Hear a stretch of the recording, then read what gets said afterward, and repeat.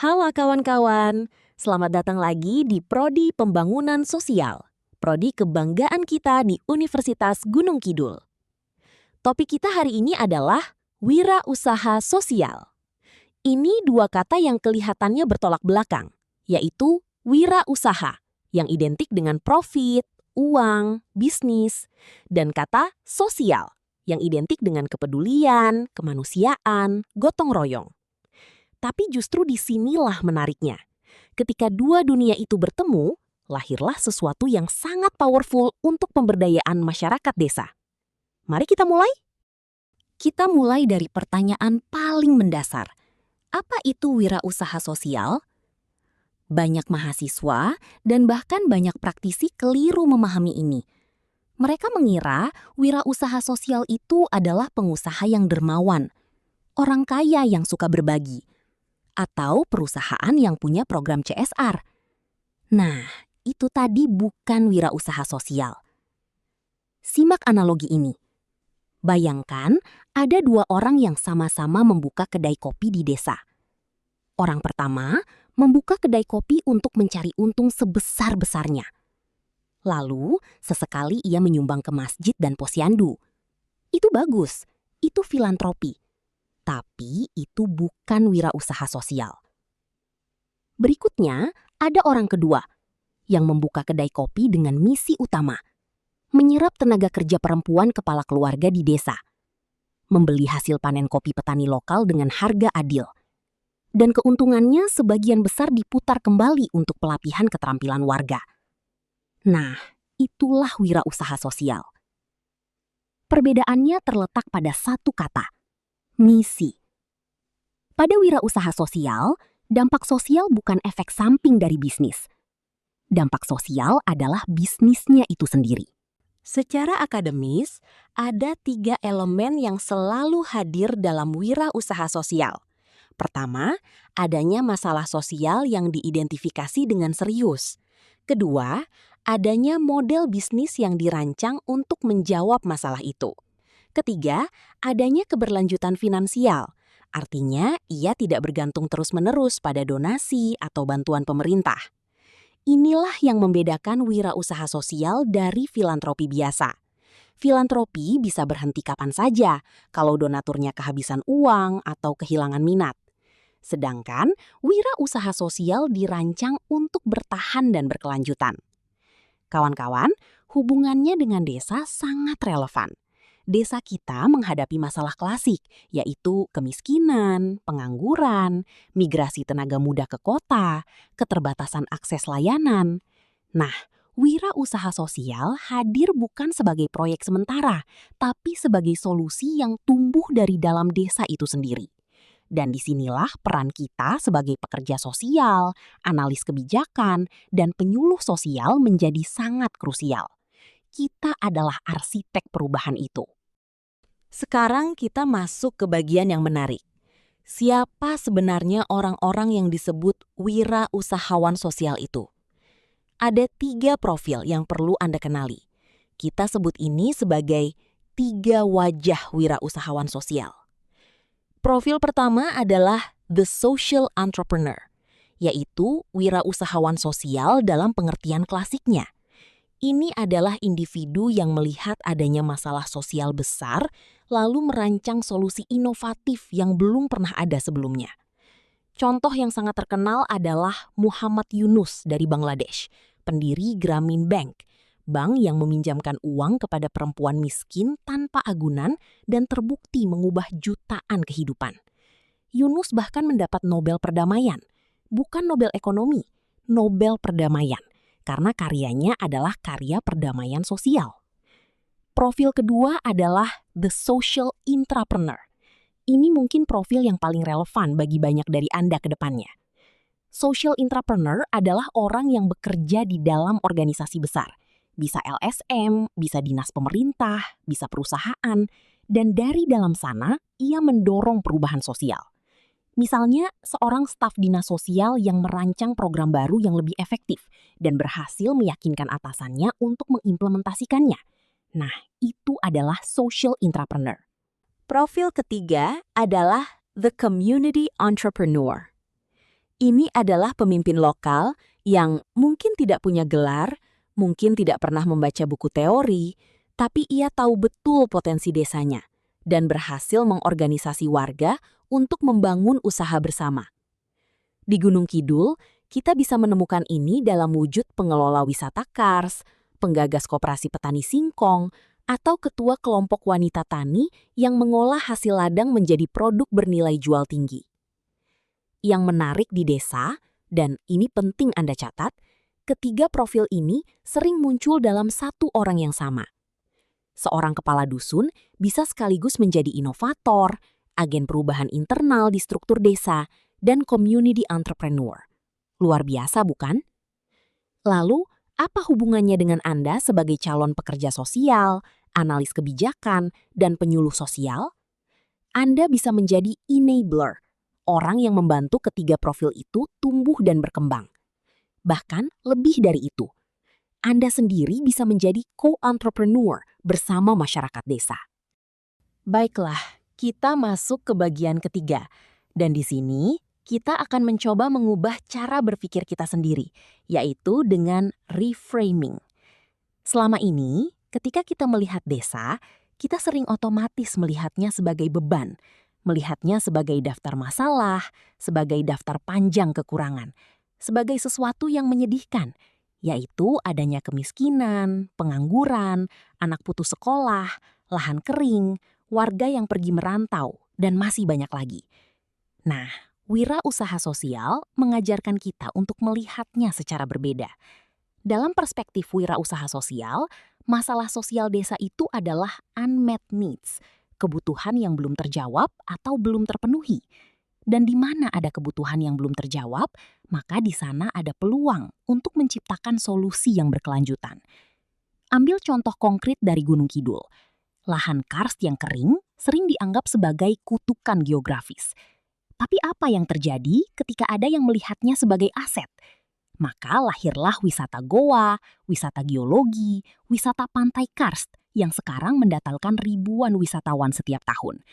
Nah, itu adalah reframing, membingkai ulang masalah menjadi peluang. Demikian juga dengan tradisi gotong royong di desa, yang sering dianggap kuno, tidak efisien. Tapi dalam perspektif wirausaha sosial, gotong royong adalah modal sosial yang sangat mahal nilainya.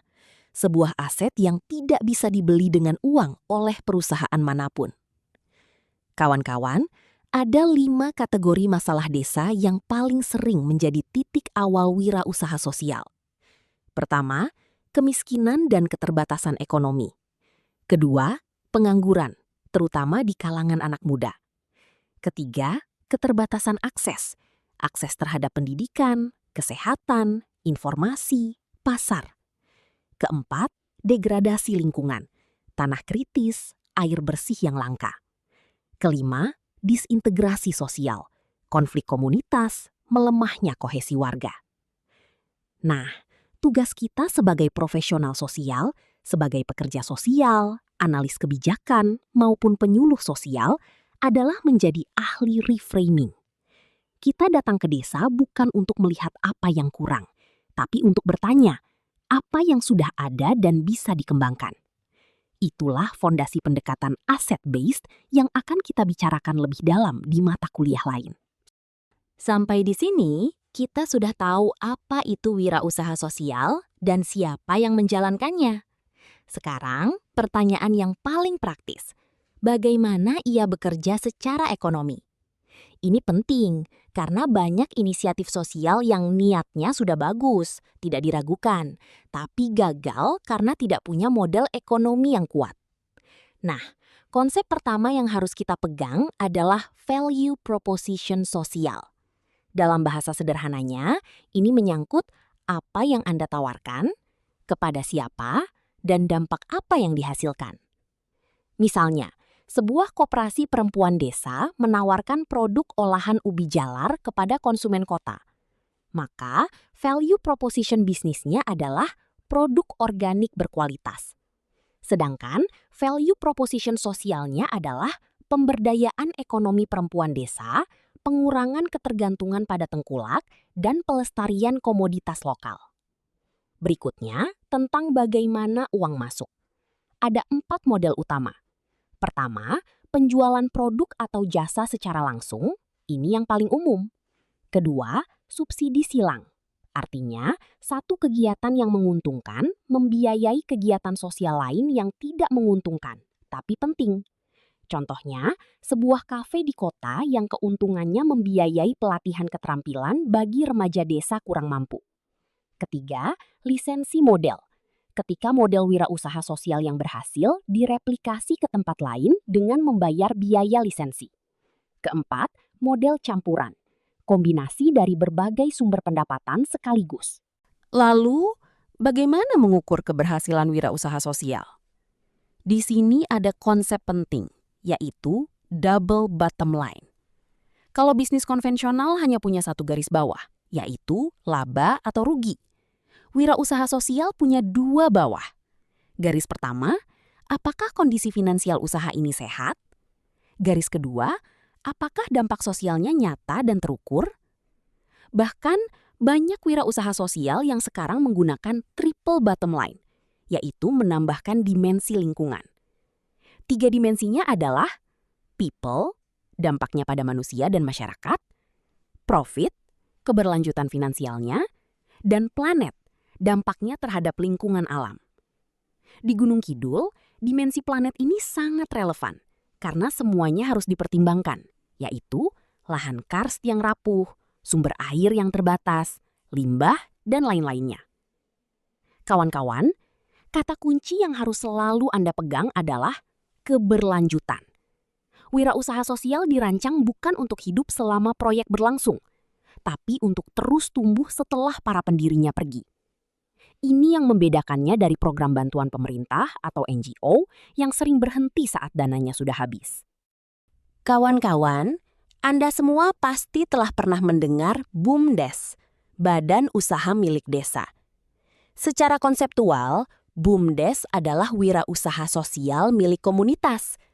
Ia bukan perusahaan swasta yang mencari untung untuk pemegang saham. Ia bukan lembaga pemerintah yang menunggu anggaran.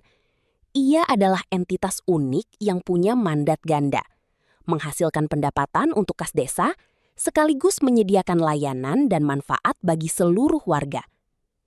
Bayangkan sebuah BUMDes yang mengelola air bersih desa.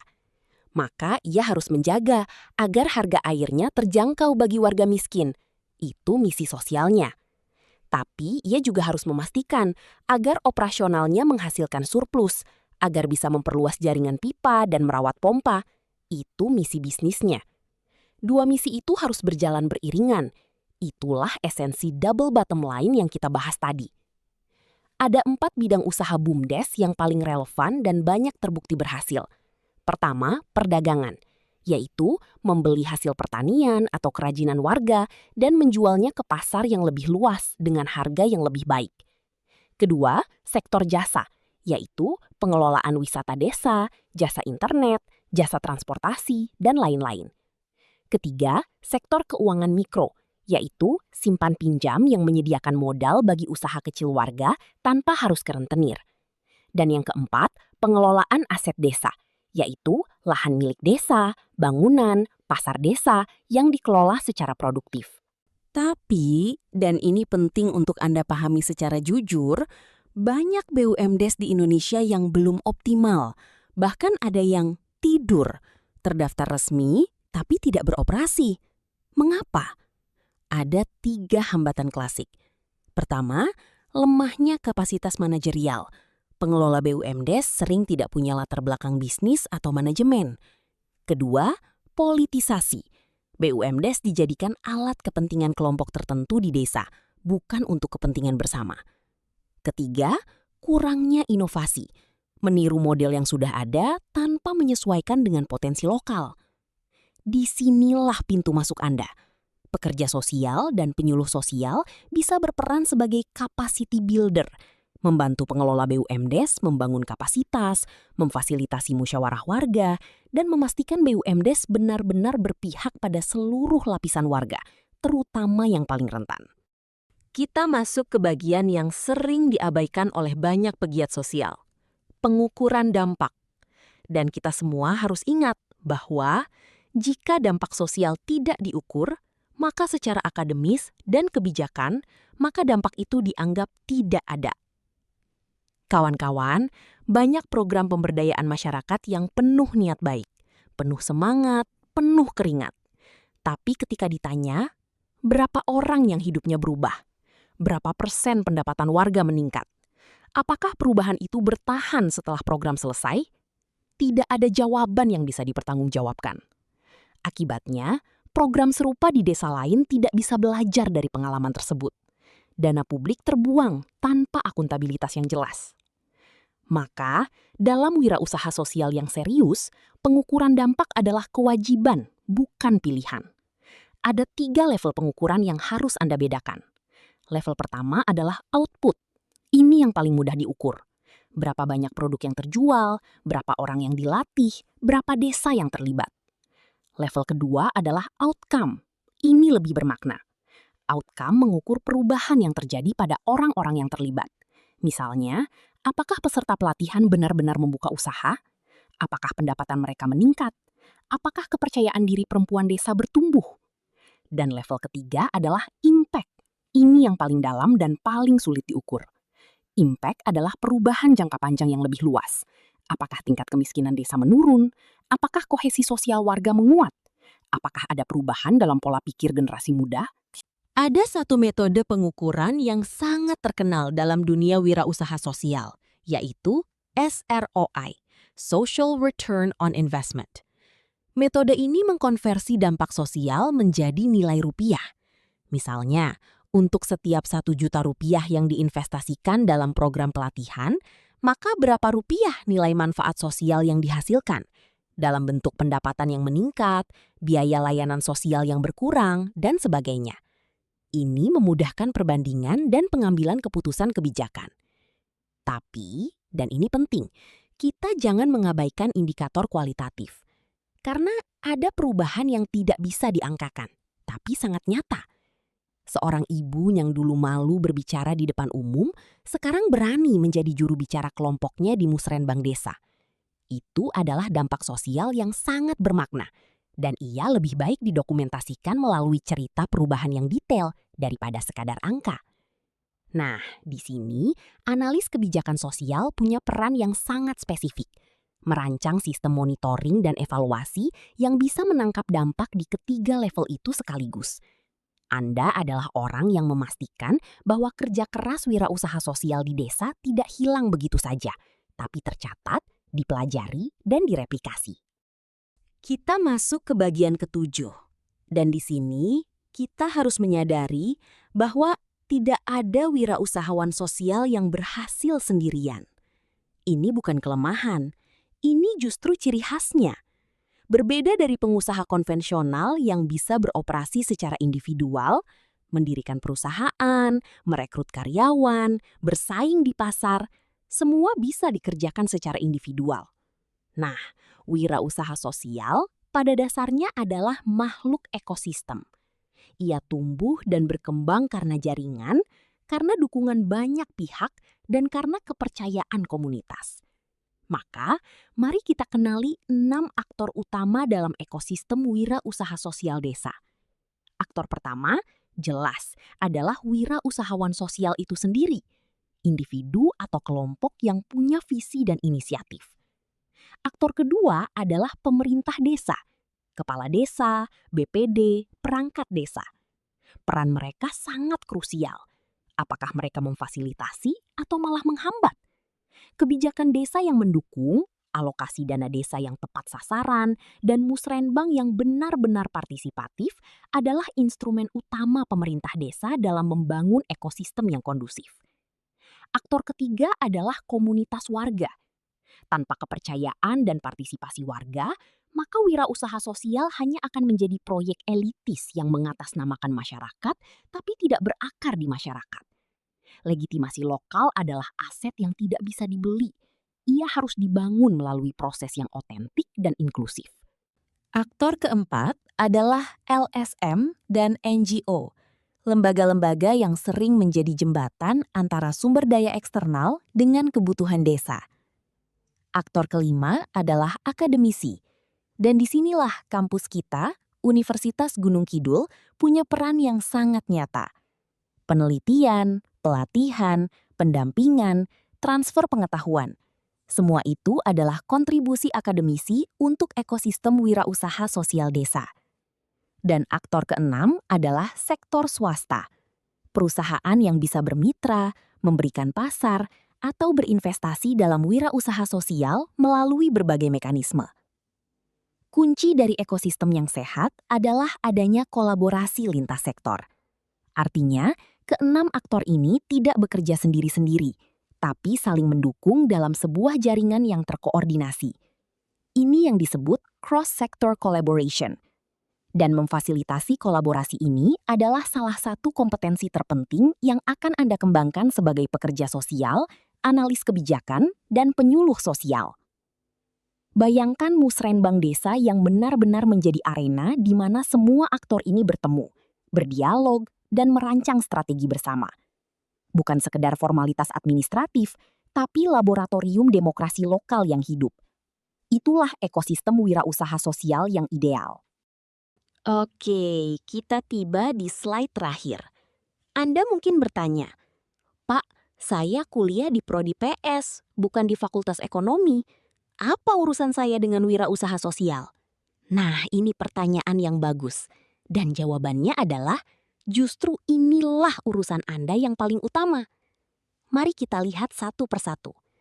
Sebagai pekerja sosial, peran Anda dalam ekosistem wirausaha sosial desa adalah sebagai fasilitator pemberdayaan. Anda tidak membangun usaha untuk masyarakat, tapi Anda membantu masyarakat membangun usaha mereka sendiri. Anda mendampingi kelompok-kelompok rentan potensial untuk mengidentifikasi potensi mereka dan mengorganisasikannya menjadi kekuatan kolektif. Anda juga berperan sebagai penghubung, broker sumber daya, yang menghubungkan komunitas dengan berbagai dukungan yang ada. Sebagai analis kebijakan sosial, maka peran Anda lebih berada di level sistem. Anda adalah orang yang memastikan bahwa kebijakan desa, kebijakan kabupaten, kebijakan nasional, memungkinkan wirausaha sosial tumbuh. Penghalang birokratif atau regulasi yang tidak responsif harus dibongkar agar wirausaha bisa berkembang. Anda merancang sistem monitoring, Anda mengevaluasi dampak, dan Anda mengadvokasi kebijakan berbasis bukti kepada pengambil keputusan. Sebagai penyuluh sosial, Anda adalah agen perubahan perilaku. Anda tahu bahwa hambatan terbesar wirausaha sosial di desa sering bukan soal modal atau teknologi, tapi soal mindset, yaitu warga yang tidak percaya pada kemampuan mereka sendiri. Komunitas yang sudah terlalu terbiasa dengan mentalitas menunggu bantuan. Nah, Anda hadir untuk mengubah narasi itu. Melalui komunikasi yang efektif, melalui demonstrasi contoh nyata, melalui mobilisasi partisipasi yang genuine. Ada 4 kompetensi lintas profil yang wajib Anda kembangkan. Pertama, literasi keuangan dasar. Anda tidak perlu menjadi akuntan, tapi Anda harus bisa membaca laporan sederhana dan memahami konsep keberlanjutan finansial. Kedua, analisis sosial, yaitu kemampuan membaca dinamika komunitas, peta kekuatan, dan potensi konflik. Ketiga, fasilitasi partisipatif, yaitu kemampuan memimpin proses diskusi dan pengambilan keputusan bersama. Keempat, dokumentasi dampak, yaitu kemampuan mencatat, merekam, dan menyampaikan perubahan yang terjadi secara sistematis. Dan yang paling penting, wirausaha sosial bukan sekadar pilihan karir atau spesialisasi tertentu. Ia adalah mindset. Ia adalah cara melihat dunia. Melihat masalah sebagai peluang, melihat keterbatasan sebagai tantangan yang bisa dipecahkan secara kreatif, melihat komunitas sebagai mitra yang berdaya, bukan sebagai objek yang perlu dikasihani. Selamat belajar, selamat berproses, dan sampai jumpa di pertemuan berikutnya.